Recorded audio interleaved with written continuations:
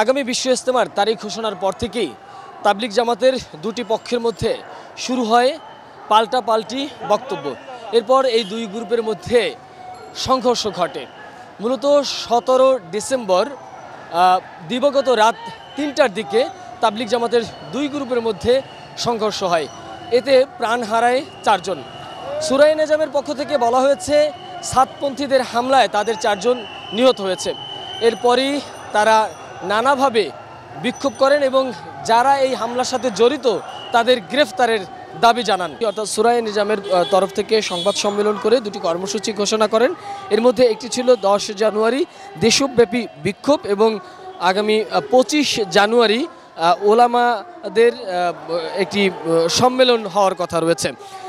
পূর্বঘোষিত এই কর্মসূচির অংশ হিসাবে আজকে বাইতুল মোকাররম কেন্দ্রীয় জামে মসজিদে তারা জুমার নামাজ শেষে একটি বিক্ষোভ সমাবেশ করেন এবং সেই বিক্ষোভ সমাবেশ শেষে তারা একটি বিক্ষোভ মিছিল বের করেন। যে বিক্ষোভ মিছিলটি বাইতুল মোকাররম থেকে শুরু হয়ে কাকরাইল হয়ে মালিবাগ যে সড়কটি রয়েছে সেই মালিবাগ সড়ক হয়ে তারা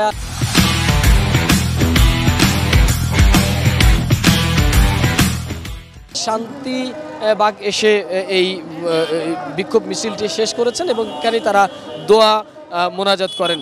মূলত এই বিক্ষোভ সমাবেশ থেকে সূরা নিজামের পক্ষ থেকে জানানো হয়েছে বাংলাদেশে একটি তাবলিগের গ্রুপ থাকবেন এবং গোটা দেশে বিভিন্ন মসজিদে অন্য কোনো পন্থী বা অন্য কোনো গ্রুপ তাবলিগ জামাতে করতে পারবেন না এবং এই বিষয়টি তারা স্পষ্ট বার্তা দিয়েছেন এবং সেই বার্তায় তারা উল্লেখ করেছেন যে যারা এই ঘটনার সাথে জড়িত তাদেরকে গ্রেপ্তার না করে তারা কঠোর কর্মসূচিতে যাবেন এবং গোটা বাংলাদেশে কেবলমাত্র সূরা নিজাম যারা রয়েছেন তাদের একটি তাবলিগের গ্রুপ থাকবেন, এছাড়া অন্য কোনো গ্রুপ বাংলাদেশে থাকতে পারবেন না।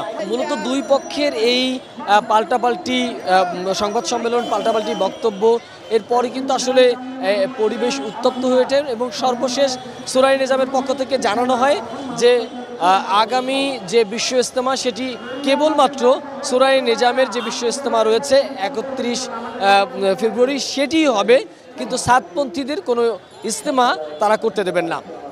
সোহাগ বিশ্বাস, এটিএন নিউজ, ঢাকা।